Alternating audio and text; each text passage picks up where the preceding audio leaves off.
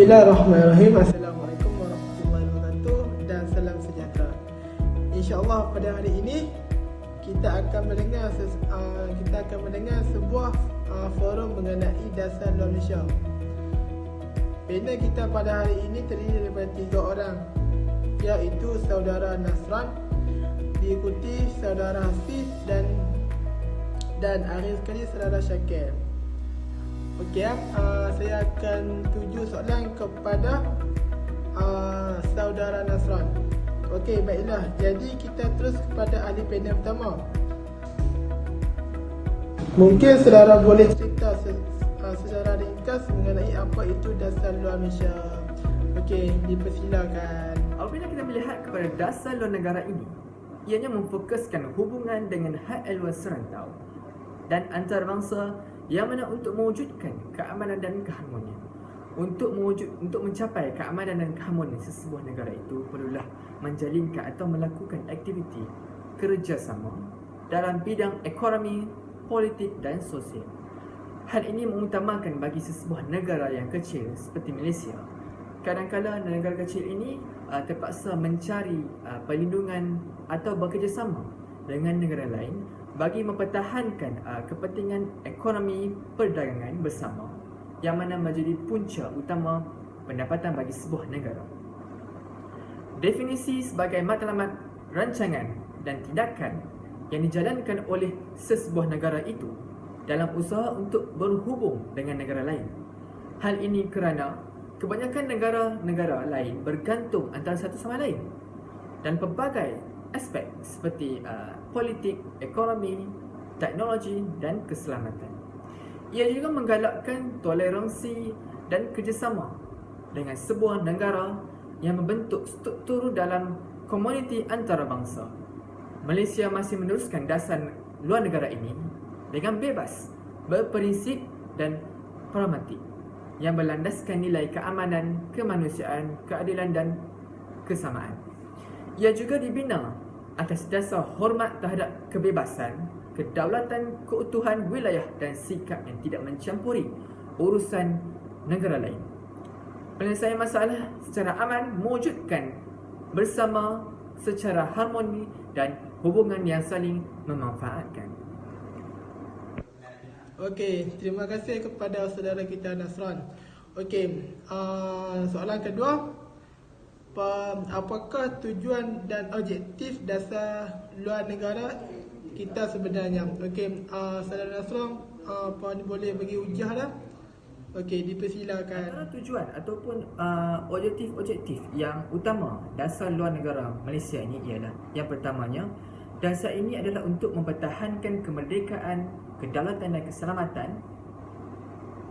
Malaysia mengambil langkah untuk mempromosikan dasar luar yang berpoligami dan berwawasan supaya dapat memudahkan perdagangan dan dapat menarik perhatian pelabur asing serta memancung Malaysia ke arah sebuah negara yang stabil dan aman. Selain itu juga mempertahankan prinsip menghormati kemerdekaan dan kedaulatan sesebuah wilayah melalui dasar tidak masuk campur tangan hal ehwal dan masalah dalaman negara lain. Malaysia menyuara dan mengambil bahagian secara aktif dalam perbincangan dan usaha untuk mencari penyelesaian secara aman dalam pelbagai isu-isu global seperti isu Palestin, Syria dan sebagainya melalui platform PBB. Objektif seterusnya adalah untuk menangani perkembangan dan cabaran politik, ekonomi, keselamatan dan sosial di pentas dunia. Malaysia menjalinkan hubungan dengan negara lain bagi mengukuh aspek-aspek hubungan dua hala dan pelbagai hala antara Malaysia dengan dunia sejagat. Ianya terus menjadi fokus penting dalam hubungan mesra dan kukuh dengan negara-negara lain. Yang terakhir sekali, objektif yang terakhir sekali ialah memupuk hubungan baik serta mendapat mengeratkan kerjasama dengan negara lain. Dengan ini, Malaysia boleh berkongsi pengalaman dan mengambil pengetahuan daripada negara lain melalui pelbagai mekanisme dalam dasar luar negara. Okey, terima kasih kepada panel kita. Okey, tadi kita telah mendengar pengenalan mengenai dasar luar Malaysia. Saya ingin bertanya lagi kepada saudara Hasif, apakah peranan Malaysia dalam menjaga hak-hak kemanusiaan, khususnya yang berkaitan masyarakat Islam di macam di seluruh dunia? Okey, dipersilakan saudara Hasif kita. Contoh dasar Malaysia menjaga hak kemanusiaan untuk menjawab soalan mereka mengenai Bosnia Herzegovina, di mana kita tahu hampir keseluruhan penduduk Bosnia ni merupakan orang Islam, serta Bosnia tidak ketinggalan untuk mengakukan negara sendiri tetapi dibantu oleh negara Serbia. Pada tahun selepas itu, Bosnia menyertakan yang negara mereka sudah mereka, tapi pada saat itu tidak sengit oleh bangsa Bosnia yang berkaum Serbia.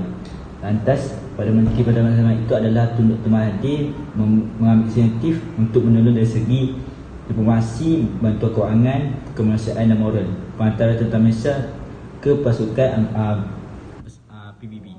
Okey. Ada juga Malaysia menolong daripada peperangan di Syria, iaitu masa zaman Bashar al-Assad yang berlaku pemberontakan, di mana kini jumlah perdana Syria ke Malaysia 1,878 orang. Warga Syria berdasarkan data UNHCR Malaysia. Malaysia membantu untuk memberi tempat perlindungan. Lantas ada Malaysia juga menggitik pada baru-baru ini, iaitu isu Rohingya, yang mana pemimpin Myanmar iaitu Aung San Suu menerima anugerah asal memperjuangkan parlimen, tetapi digitik oleh Malaysia. Sedangkan tanpa bersalah dia melanggar menghapuskan etnik Rohingya. Okey, terima kasih kepada hujah saudara Hasif kita. Okey, saudara Hasif kita ada mengatakan mengenai OIC. Namun apa yang kita lihat sekarang ini, negara kita OIC ataupun negara luar semakin membisu dan tidak terlalu membela masyarakat di Palestin. Bahkan beberapa negara Arab menjalinkan hubungan dengan sekutu Islam seperti Bahrain dengan Israel. Mungkin saudara boleh memperjelaskan lagi. Okey, dipersilakan.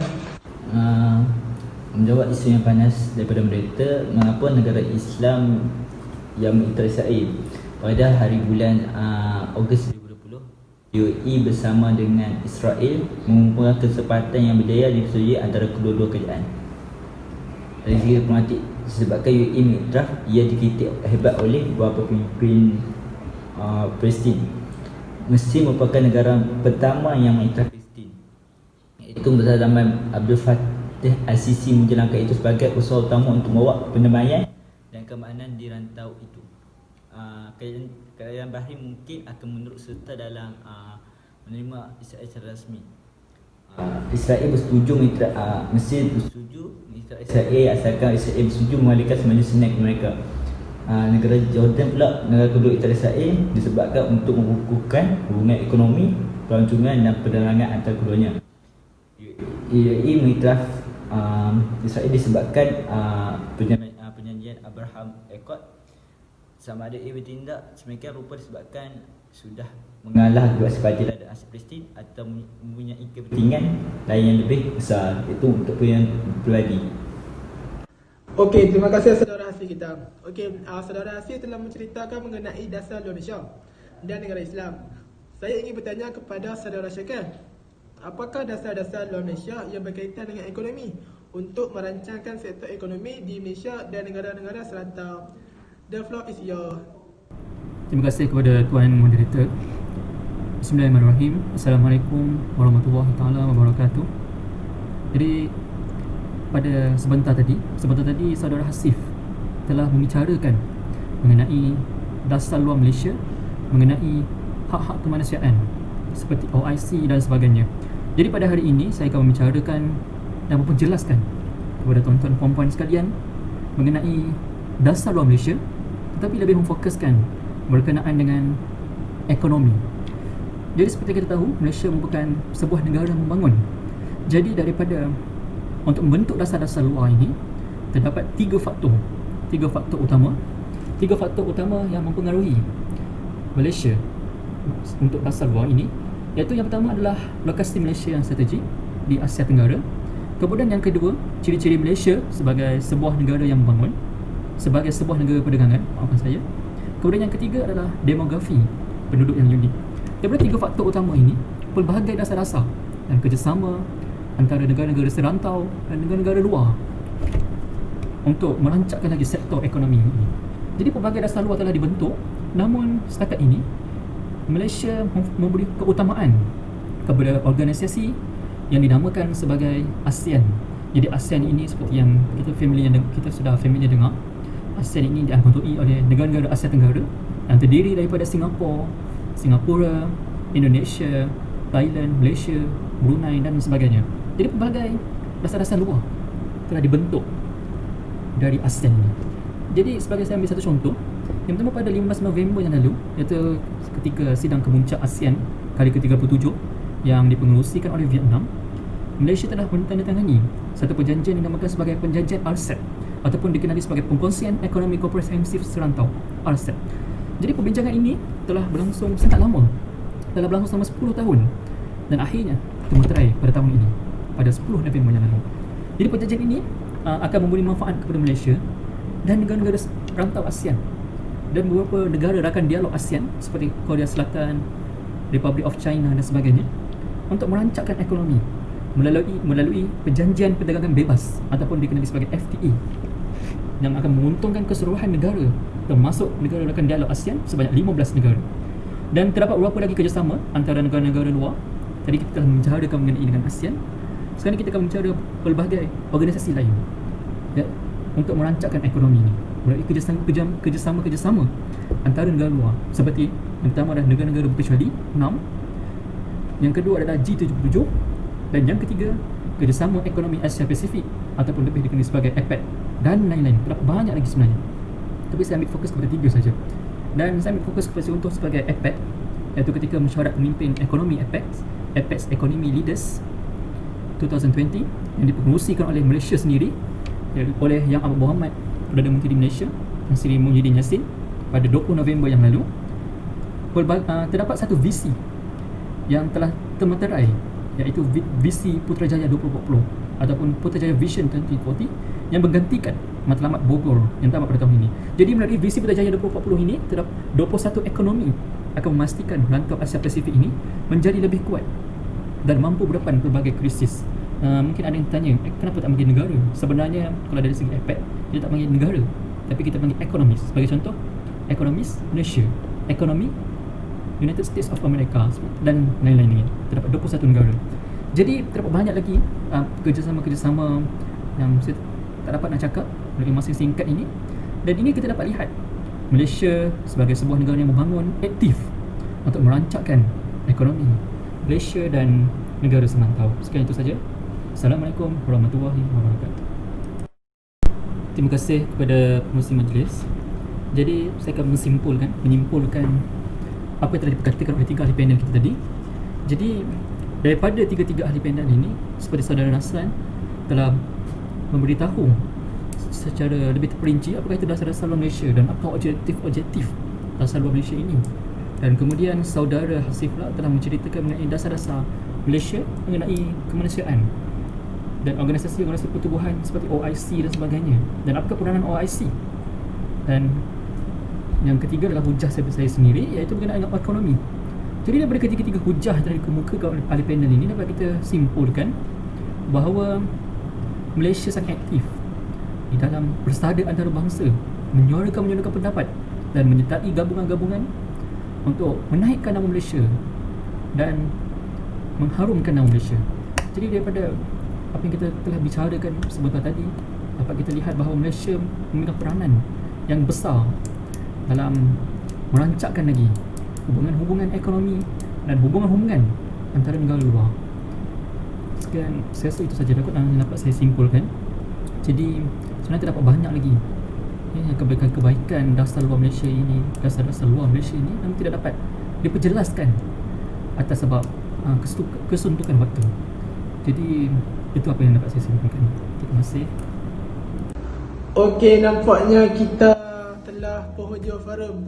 Terima kasih kepada ahli panel yang memberi hujah yang bernas. InsyaAllah kita akan berjumpa di lain waktu dan lain hari. Assalamualaikum warahmatullahi wabarakatuh dan salam sejahtera.